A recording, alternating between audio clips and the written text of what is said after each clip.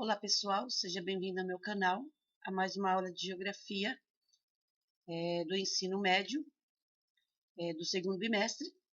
Nós vamos abordar, em primeiro lugar, o circuito da produção 1, falando exatamente sobre o espaço industrial brasileiro.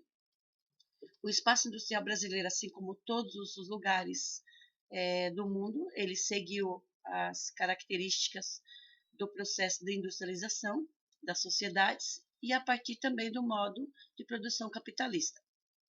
No Brasil, o processo de industrialização iniciou-se a partir da década de 1930, quando a dependência econômica nas exportações de matérias-primas, com destaque para o café, que era o produto do momento, levou a economia do país a ruir diante da crise de 1929. O café ele era o produto principal, mas também a agropecuária ela sempre caminhava aí junto com o café, não com tanto êxito igual ao café. Como todos sabem, o Brasil foi colonizado pelos portugueses e os portugueses eles não deixavam que os produtos do Brasil fossem comercializados. Tudo que era produzido no Brasil era levado para a corte portuguesa para abastecer as colônias. E o Brasil ele teve aí um retardamento no seu processo de industrialização de 100 anos em vista da Inglaterra e a França. Por esse motivo que o Portugal proibia ser comercializados os produtos do Brasil, o Brasil ficou aí com esse atraso no seu processo de 100 anos. Sobre a crise de 1929, essa crise ela foi os Estados Unidos, ele resolveu aumentar sua moeda, aumentando seus preços, e os Estados Unidos também era o maior comprador de café do Brasil, e o café do Brasil ele ficou estocado, ele tinha muito estoque, e com essa crise de 1929, ou seja, ninguém comprou. Então, o Brasil se viu obrigado a queimar esse estoque de café, até porque não poderia passar porque o café ele ia se estragar e não tinha jeito, o café não estava saindo. Então, o Brasil queimou toneladas de café, porque ficou estocada sem saída dessa crise de 1929, que foi exatamente a valorização da moeda americana. E o Brasil ele teve aí o seu primeiro declínio na sua economia brasileira, foi com essa crise de 1929 com a queima do café. A industrialização, ela contribuiu também assim para a intensa e rápida urbanização do território. Ela contribuiu para concentrações econômicas populacional, ou seja, capitais, né, economia, para infraestruturas do território e o investimento financeiro, que ela recebeu também muitos investimentos financeiros. Essa concentração ela ocorreu na região sudeste do Brasil, principalmente na cidade de São Paulo, que era a cidade do café, e São Paulo também estava sendo construída, e então essa população ela se dirigiu mais para a região sudeste do Brasil, onde tinha mais mão de obra farta. E também ela era também ela estava numa posição geográfica favorável. Por quê? Porque de São Paulo poderia se escoar as mercadorias, o café, direto para o Porto de Santos, já que São Paulo ele fica próximo ao Porto de Santos, né? Acho mais ou menos aí umas 2 horas de São Paulo até o Porto de Santos. E então São Paulo estava aí num ponto muito assim geográfico estratégico para escoamento dessas mercadorias. E também da herança econômica ofertada aí pela produção cafeeira, como eu disse, era São Paulo era aí a terra do café, e que acabou também ligando o oeste com o Porto de Santos através das ferrovias. Então, São Paulo tinha aí mão de obra farta nessa época, tinha a colheita do café, tinha a construção da cidade de São Paulo e também tinha a construção das ferrovias. Então, essas pessoas, o contingente de pessoas vieram para essa região do Sudeste. Essa ligação da ferrovia, porque naquela época as estradas ela não eram assim, não tinham uma infraestrutura legal, boa, e eles analisaram e viram que levando o café através da ferrovia seria mais rápido levar até o Porto de Santos. Ou seja, ele saía de Sorocaba e ia direto para o Porto de Santos através da ferrovia. Então, por isso que a população nessa época ela aumentou bastante devido à mão de obra farta que tinha aí na região sudeste. A partir da década de 1950, a indústria automobilística também se instalou na região sudeste. Foi fundamental para a concentração do parque industrial brasileiro. E esses processos provocaram uma rápida e precária industrialização de movimentos migratórios vindo das diferentes regiões do Brasil, principalmente do Nordeste. As pessoas que viviam no Nordeste, as condições de vida não eram favoráveis, não eram boas, e eles se dirigiram para a região Sudeste porque sabiam que a região Sudeste tinha mão de obra farta e que eles poderiam melhorar e ter uma melhor condição de vida. Então, ao final do século XX, a cidade ela ficou maior, a maior cidade do país, a cidade de São Paulo, da região Sudeste, e a quarta maior do mundo. E nessa época, do século XX, ela terminou aí mais ou menos com 20 milhões de pessoas. Então, sua população já estava em 20 milhões de pessoas. Por quê? Pessoas vindo de todos os lugares do Brasil para vir trabalhar na região Sudeste, onde tinha bastante mão de obra. Eu coloquei um mapinha aqui para vocês sobre as fábricas de automóveis no Brasil, mas no início aí elas se instalaram na região do ABC, Santo André, São Bernardo do Campo. Então, essas indústrias automobilísticas, ela também ajudou na economia do país também, tá? E hoje nós temos aí uma rede muito grande de automobilística em todo o território brasileiro. Nós temos a Ford, a Fiat, nós temos a Mitsubishi. Então, nós temos várias companhias de automóveis que estão instaladas no Brasil, e isso também ajuda na nossa economia do Brasil, embora o momento seja de crise, né, as pessoas não estão comprando muito porque o dinheiro ele está assim bastante comprometido e curto, e muitas famílias às vezes nem têm também para abastecer a sua família. Então essas vendas ela caiu um pouco, né, nessa crise que nós estamos passando de momento. E essas automóveis, primeiramente a que sustentou mais aí o Brasil no início aí da crise aí de 1929, que elas vieram para São Paulo, apesar que em 1929 já tinha bastante fábrica de automóveis, né, na região do ABC. A Ford foi a pioneira aí na economia do país. E de lá para cá, até o momento, vieram várias companhias aí estrangeiras para atuar aí dentro do território brasileiro. Então, nós temos inúmeras, por todo o território brasileiro, nós temos as indústrias automobilísticas, que são as indústrias que constroem, aí, fabricam seus carros. Devido ao processo histórico pelo qual passou no início da industrialização, né, devido aí à cafeicultura, como eu falei, a região possuía fatores favoráveis, principalmente a cidade de São Paulo, para a instalação, e também o que gerou um pouco também o Brasil, que nós vamos estar falando, é o plano de metas, que nós vamos estar comentando o que foi esse plano de metas, e os outros planos governamentais, que além disso deu mais intensidade a essa concentração, ou seja, a cidade ela destacou esses eventos que ocorreram, instalação de indústria de automóveis, o café. Então ela deu aí um destaque, a região deu um destaque para essa concentração. Quer dizer, ela chamou atenção lá fora para que houvesse essa concentração de pessoas na região sudeste. A implementação da indústria, ela carrega elementos também que transformam a cultura, transforma também a nossa economia, ela também transforma o espaço ocupado por ela, e também ela trazendo impactos, inclusive ao meio ambiente. Tá? No começo da industrialização, o que aconteceu? As vilas que eles construíram, elas eram precárias, elas não tinham saneamento básico, elas não tinham coleta de lixo.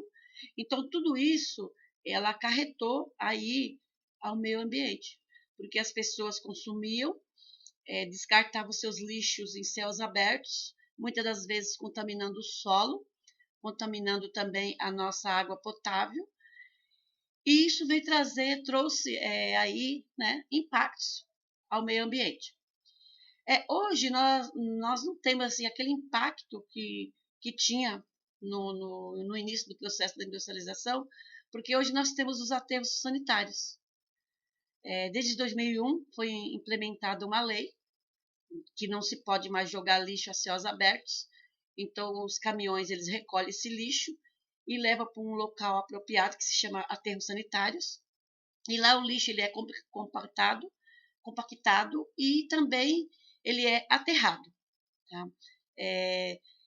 E muitas das vezes o município ele não tem condições de manter um aterro sanitário. Então, os municípios eles se juntaram e eles dividem essas despesas, porque um aterro sanitário ele tem despesa, ele tem que ter funcionários, maquinário, então ele tem todo o processo como se fosse uma empresa, e ele precisa de dinheiro para poder pagar funcionários, ter maquinário, uma máquina quebra, ele tem que ter dinheiro para arrumar.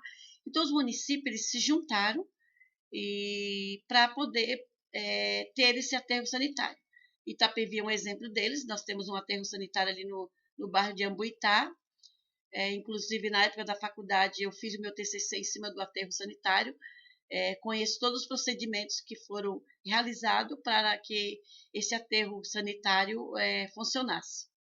Então, a industrialização, ela trouxe também aí impactos ao meio ambiente. Então, a industrialização no Brasil, ela foi dividida em 4 períodos. O primeiro período, ele vai de 1785 a 1808, chamado o período de proibição. Esse período de proibição, nessa época, se fazia restrição ao desenvolvimento de atividades industriais do Brasil. Apenas uma pequena indústria para o consumo interno era permitido. E devido às distâncias aí entre as metrópoles e colônias, era principalmente de fiação de calçados. No segundo período, de 1808 a 1930, chamado de implantação, esse período, João VI anulou o alvará e implementou portos para o comércio exterior, ou seja, exportações, acrescido de taxas em cima disso, das exportações, que eram cobradas pelos produtos, ou seja, taxas sobre aí os produtos, cobrava taxa conforme o produto. E devido às importações de outros países com produtos de baixo custo, mais barato do que o Brasil, por exemplo, a China é um exemplo nós temos aqui no Brasil vários produtos da China com baixos custos. Então, o Brasil, ele devido a isso, aos outros países que exportavam e importavam produtos com baixos custos, né? Não tinha tanto custo. Nesta fase desse período do Brasil, então assim ele obteve um baixo crescimento e desenvolvimento por parte da indústria, devido a esses outros países que comercializavam produtos mais barato que o Brasil. No terceiro período, de 1930 a 1956, conhecido como fase da Revolução Industrial Brasileira, esse terceiro período, foi onde o processo levou à substituição das ferramentas pelas máquinas, ou seja, a energia humana pela energia motriz. E o modo de produção doméstico, que era aí artesanal, foi substituído pelo sistema fabril, ou seja, pelas fábricas.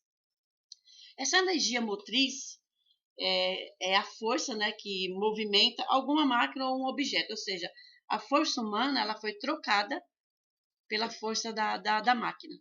Tá? Então, esse foi o terceiro período da fase da Revolução Industrial Brasileira, onde começou a surgir as máquinas. Antes, os produtos eram manufaturados, ou seja, o que é manufaturados? Era feito à mão, artesanal, e com o surgimento da máquina, aos poucos, eles foram substituindo a força humana pela força das máquinas. Então, esse foi o terceiro período da Revolução Industrial. No quarto período, após 1956, o chamado de fase internacionalização da economia brasileira, esse período do quarto período, né, eu vou falar exatamente do plano de meta de Juscelino Kubitschek, que eu falei lá atrás, que eu iria explicar sobre esse plano de meta. Né? Esse plano de meta, Juscelino Kubitschek, ele colocou, ele previa aí um acelerado crescimento econômico a partir das metas colocadas, e ele via esse investimento em produção, ou seja, ele queria avançar o Brasil em 50 anos, ele produzir assim, em 5 anos, ou seja, ele queria ter um resultado de 50 anos em 5 anos. Então, 5 anos ele queria ter um resultado maior aí do que um prazo de 50 anos. Tá? Então, previa acelerar o crescimento econômico a partir da expansão do setor industrial, ele investiu na indústria, ele pegou os investimentos que receberam, porque o Estado recebeu muitos investimentos para o crescimento dele. Então, Juscelino Kubitschek, através desse plano de meta, ele investiu na produção de aço, de alumínio, metais não ferrosos, cimento, alcalis, papel, celulose, borracha, na construção naval, maquinário pesados e equipamentos elétricos. Então, ele pegou esses investimentos e ele investiu diretamente aí na indústria para que o país tivesse um avanço maior. Só que esse plano de meta, ele deu certo por um momento, por um tempo. Porque Juscelino Kubitschek, achando que ele investindo na indústria, né, ele ia ter um retorno, aí, como ele pretendia, em 5 anos ele ter um retorno maior, dentro desse plano que ele traçou. Só que o plano dele ele foi bem estratégico, tá? E ele alcançou resultados realmente, ele alcançou um bom resultado.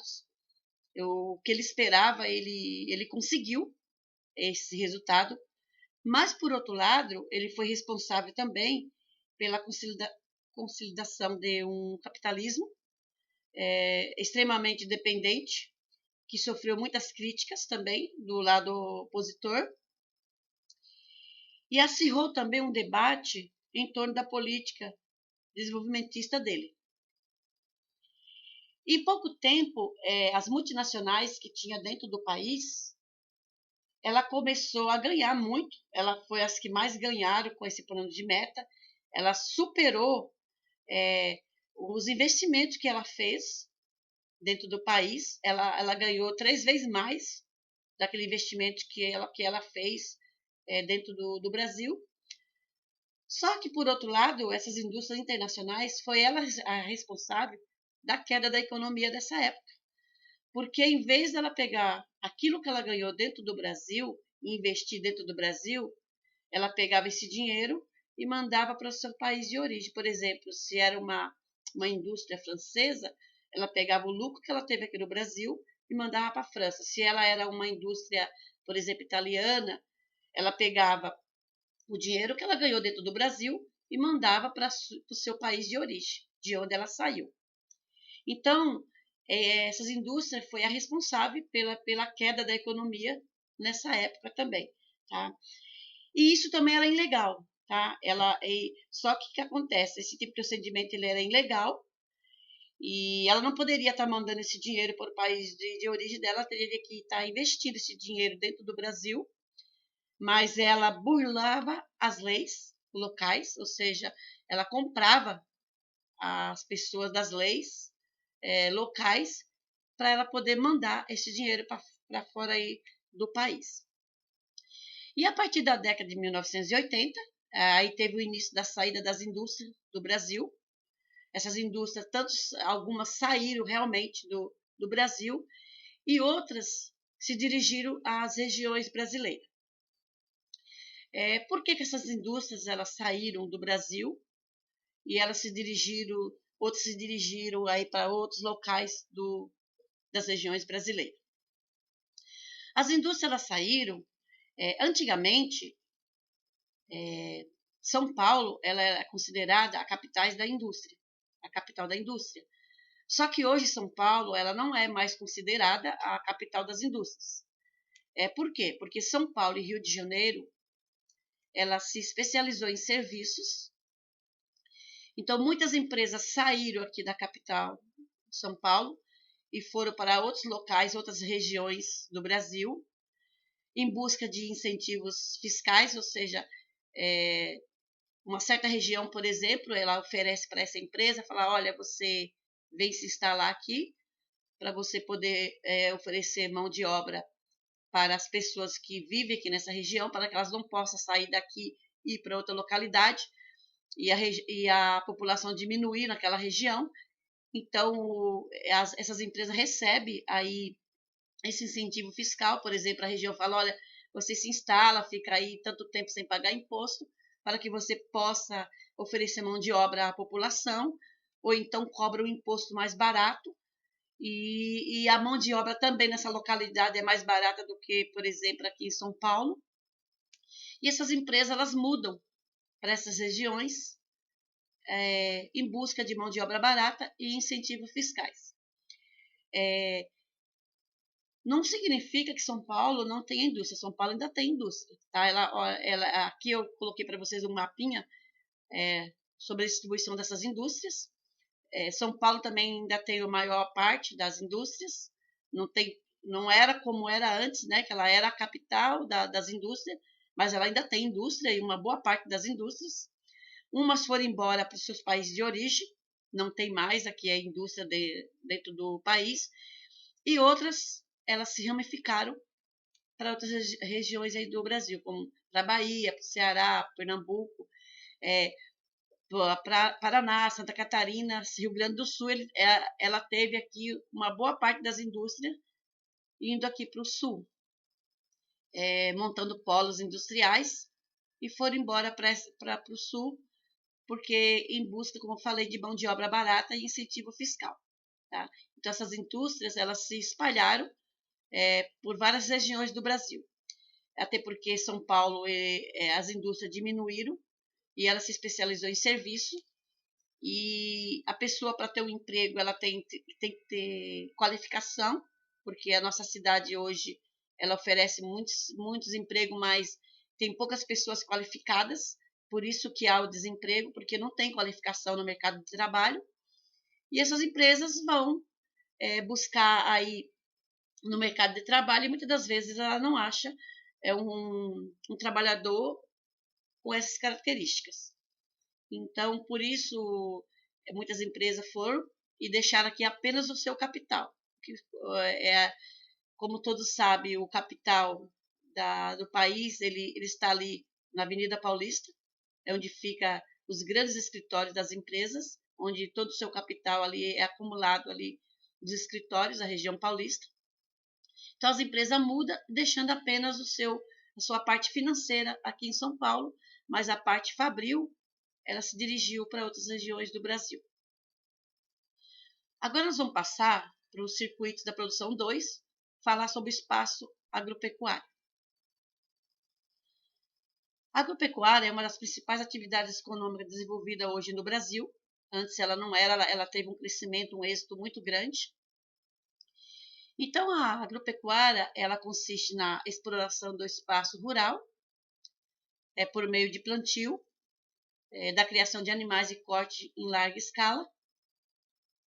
Historicamente, a agricultura, como eu falei lá atrás, ela foi indutora da economia nacional também, junto com o café. Em princípio, pela produção em si, com a modernização do sistema necessário para a demanda em larga escala, ela teve que fazer essa modernização. A mecanização do campo, que impulsionou aí a indústria de maquinários necessários aos processos, ou seja, as indústrias teve que criar maquinários para o campo. Então, em vão do preparo do solo, ou seja, hoje nós temos máquina que prepara o solo, nós temos máquinas que colhe, aí faz a colheita, e temos máquinas que faz o abate de animais, que tudo isso não tinha, era a força humana que fazia tudo isso. A produção agropecuária é destinada ao mercado interno e ao mercado externo, ou seja, ela tem que abastecer a população interna do seu território e também ela tem que exportar, abastecer, por exemplo, o mercado externo, que às vezes naquele país não tenha, por exemplo, soja. Por exemplo, China é o maior exportador de soja do Brasil. Então, os produtos eles é exportado, ele tem que dar conta de abastecer o mercado interno, que é a sua população, e ela também tem que dar conta de abastecer também o mercado externo, exportando aí seus produtos. E os produtos que permanecem no mercado interno são as frutas, os legumes, os ovos, as verduras, o leite e carnes. E para o mercado externo são destinados o quê? O algodão, a soja, a cana-de-açúcar, o café, carnes também, aves, bovinas, suínas, milhos e entre outros cereais que é exportado para fora. Agora nós vamos falar sobre as redes hierárquicas urbanas. A formação das redes urbanas brasileiras teve início a partir da década de 1940, com a industrialização. Precisou se abrir estrada para poder escoar os produtos. Então, essa formação da rede urbana ela começou, a povoação das vilas, das cidades, começou a partir da década de 1940. E com a industrialização e a instalação, né, dessas indústrias, foram se melhorando as rodovias, as ferrovias, os portos, integrando aí o território e o mercado consumidor. E quase se estruturou também uma rede urbana em escala nacional, ou seja, as vilas foram se formando a partir aí da década de 1940. Até então, as principais atividades econômicas eram voltadas, em sua maioria, ao abastecimento do mercado externo, como eu falei, e, portanto, não era necessário para os produtos regionais integrar o mercado interno. Com a modernização da economia, primeiro a região sul e sudeste, elas foram modificadas para poder atender a demanda e formar aí essa região sul e essa região sudeste, ela formaram um mercado único, que depois incorporou no Nordeste e, mais recentemente, também o Norte e o Centro-Oeste. Então, ou seja, elas se modificaram, se modernizaram para poder atender essa demanda.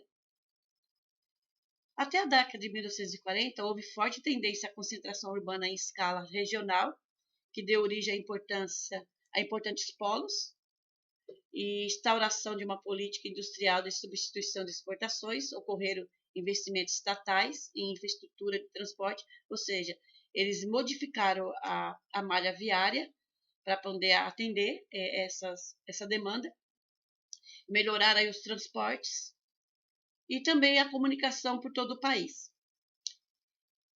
E essas mudanças estruturais, ela unificaram o país e promoveram a concentração aí urbana industrial, e principalmente na região sudeste, como eu já falei no slide passado atrás.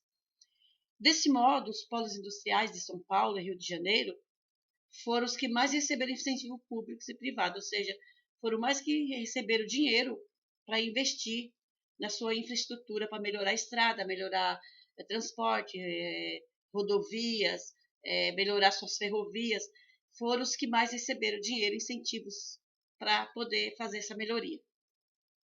Assim, essas regiões elas passaram a atrair enormes contingentes de mão de obra, ou seja, de pessoas, das regiões que não acompanhavam aí o seu ritmo de crescimento econômico, ou seja, regiões que não tinham um ritmo de economia, não tinha emprego, não tinha mão de obra, então essas pessoas saíam das suas regiões de origem e vinham para a região sudeste, né? E aí tornaram aí as verdadeiras metrópoles nacionais, ou seja, a cidade de São Paulo, ela cresceu tanto que ela se tornou uma cidade, uma metrópole, não só São Paulo, como Belo Horizonte, Recife, né? Vários se tornaram metrópole porque essa região, elas foram aí se aglomerando pessoas nessas regiões em busca dessas mãos de obras que era farta. Então, vamos lá. Então, os migrantes que essas metrópoles receberam eram pessoas, na sua maioria, trabalhadores desqualificados, ou seja, pessoas sem estudo, que não tinha qualificação nenhuma, e eles eram também mal remunerados, recebia miséria pela sua mão de obra. Só o fato deles não terem estudo, eles não eram bem remunerados, e eles que foram aí se concentrando na periferia das cidades. Por exemplo, na época que São Paulo foi construída, as pessoas não tinham como conviver em São Paulo porque o custo de vida era bem maior. Então, essas pessoas elas se dirigiam para as periferias de São Paulo, e em locais desprovidos de infraestrutura, não tinha infraestrutura nenhuma, não tinha saneamento básico, não tinha transporte, né? Não tinha nada. E essas pessoas elas se aglomeravam principalmente em favelas e loteamentos clandestinos. A rede urbana brasileira ela é constituída por centros que polarizam a economia, o fluxo de pessoas e a oferta de bens e serviços, que é a mão de obra que eu acabei de falar. Segundo os dados do IBGE, o Instituto Brasileiro de Geografia e Estatística, o Brasil ele tem 5.570 municípios, mas a rede urbana ela é comandada por 11 centros. Desses 49 são aglomerações urbanas. Então, os chamados centros, eles são constituídos por 440 cidades, além do Distrito Federal. Esse conjunto de centros urbanos reúne 60% da população do país. Somente Rio de Janeiro e São Paulo, que são consideradas metrópoles globais, concentram 18% da população brasileira. Então, vamos saber o que são essas metrópoles globais. Como sabemos, o que é uma metrópole global? Como é determinada essas metrópoles como global? A metrópole global ela é determinada não pelo seu número de habitantes, mas sim pelo seu número de serviços, de atividades que ele tem. Então, São Paulo, como eu falei, ela se especializou em serviços, Rio de Janeiro também. Então, essa metrópole ela é considerada global. Então, a cidade, ou a metrópole global, ela não é considerada pelo seu número de habitantes, mas sim pelo número de serviços ofertados. Ela se torna uma cidade global. Então, São Paulo e Rio de Janeiro, ela é uma cidade global pelo o número de serviços que ela tem ofertado aí dentro da sua localidade. A rede urbana brasileira na atualidade. Atualmente, esse deslocamento da população em direção à periferia das capitais e regiões metropolitanas continua ocorrendo. Porém, o centro-sul do país ele deixou de ser o grande polo de atração. Então, essas pessoas ele não tem mais assim uma atração para oferecer. Então, essas pessoas elas estão saindo do centro-sul e se dirigindo a outras regiões que têm mais oferta de emprego e mão de obra. Então, hoje, essa rede urbana, atualmente, o centro-sul ele deixou de ser aí, deixou de atrair essas pessoas. Então, essas pessoas estão saindo e se dirigindo a outros locais onde tem aí a maior oferta de emprego. Hoje, predominam os fluxos migratórios interregionais, sobretudo para as metrópoles de Belo Horizonte, Fortaleza, Recife, Salvador, como também Curitiba e Porto Alegre. Então, essas regiões, essas metrópoles, hoje as que estão oferecendo mais mão de obra. Então, essas pessoas elas estão aí migrando para essas metrópoles. De 1991 a 1996, com exceção do Recife e Rio de Janeiro, as regiões metropolitanas apresentaram índice de crescimento populacional superior à média nacional, ou seja, ela vem crescendo muito. Desde de 91 a 96, ela cresceu muito, ela dobrou aí o seu número de crescimento populacional, porque foi as pessoas que se dirigiram, como eu falei, foram para esses locais que tinham oferta de emprego maior, as pessoas migraram para essas regiões. Na atualidade, porém, diferentemente do que ocorria no período de 1930 a 1980, a maioria dos migrantes se desloca dentro do seu próprio estado, mudando apenas de município, ou seja, pessoas de São Paulo, eles migram aí para dentro do seu próprio estado, mudando apenas para município, ou seja, interior de São Paulo, onde está mais farto a mão de obra, eles acabam migrando para essas regiões. Agora nós vamos falar de um assunto importante, que é o último assunto dentro desse contexto, que é a Revolução da Informação e as Cidades. Inicialmente, é importante que você entenda o conceito de Revolução da Informação. A Revolução da Informação ela é compreendida como uma consequência da terceira Revolução Industrial, em que as empresas passaram a analisar o mercado de uma outra forma, ou seja, organizações analisa aí a competitividade de todo mundo.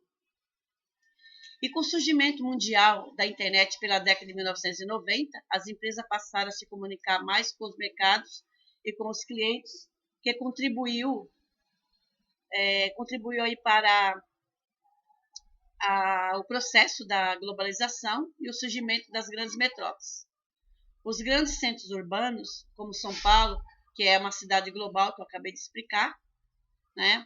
Nós temos aí os grandes centros urbanos, que são Manaus, Belém, Fortaleza, Recife, Salvador, Belo Horizonte, Curitiba, Goiânia e Porto Alegre.